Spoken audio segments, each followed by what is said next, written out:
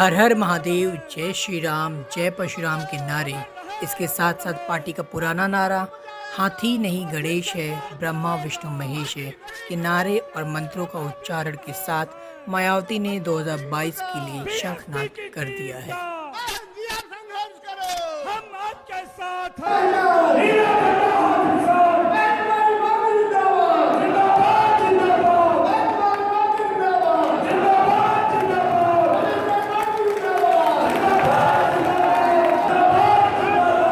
2007 की तरफ पार्टी ब्राह्मण वोटों को साधने के लिए ब्राह्मण सम्मेलन कर रही है, जिसकी शुरुआत पार्टी के राष्ट्रीय महासचिव सतीश चंद्र मिश्र के द्वारा अयोध्या से 23 जुलाई को हुई और आज 7 सितंबर को इसका समापन लखनऊ के बसपा दफ्तर में बसपा की सुप्रीमो मायावती ने किया।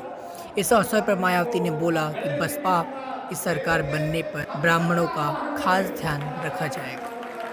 यूपी में इस बार बीएसपी की सरकार बनने पर अन्य सभी समाज के लोगों के साथ साथ ब्राह्मण समाज की भी सुरक्षा, सम्मान व तरक्की आदि का पूरा ध्यान रखा जाएगा।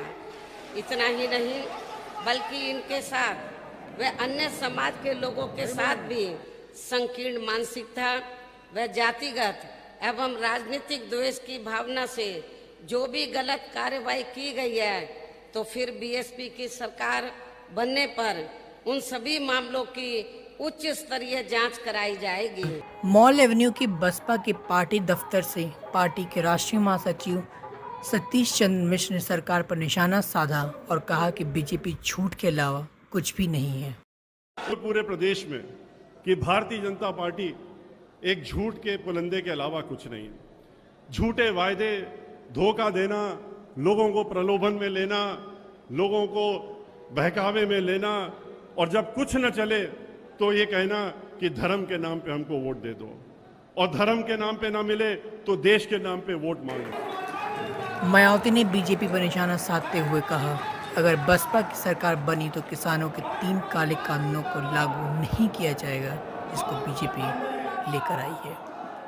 भारतीय जनता पार्टी ने चुनाव के पहले वोट लेने के लिए किसानों की आमदनी 2 गुना करने का वायदा किया था।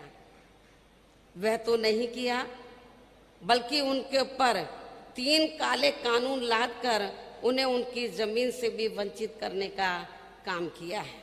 किसानों को ये भी विश्वास दिलाना चाहती हूँ कि यूपी में बीएसपी की सरकार बनने पर किसानों को उनकी उपज का वाजिब दाम दिया जाएगा। साथ ही केंद्र सरकार द्वारा किसानों पर जबरन थोपे गए 3 कृषि कानूनों को यहाँ कतई भी लागू नहीं होने दिया जाएगा। पिछली सरकार में कुछ लोगों का मानना था कि मायावती सिर्फ अपने दलित महापुरुषों की मूर्तियां लगाती हैं और कोई काम धाम नहीं करती। आज ब्राह्मण सम्मेलन में उन्होंने विश्वास दिलाया है कि अब केवल विकास होगा, यूपी में मूर्तियां नहीं लगेंगी। बीएसपी के नेतृत्व में सरकार बनेगी तो मेरी पूरी ताकत अब ये स्मारक, संग्रहालय, मूर्ति या पार्क आदि बनाने पर नहीं लगेगी, बल्कि मेरी पूरी ताकत उत्तर प्रदेश की जो तस्वीर है उसको बदलने में लगेगी।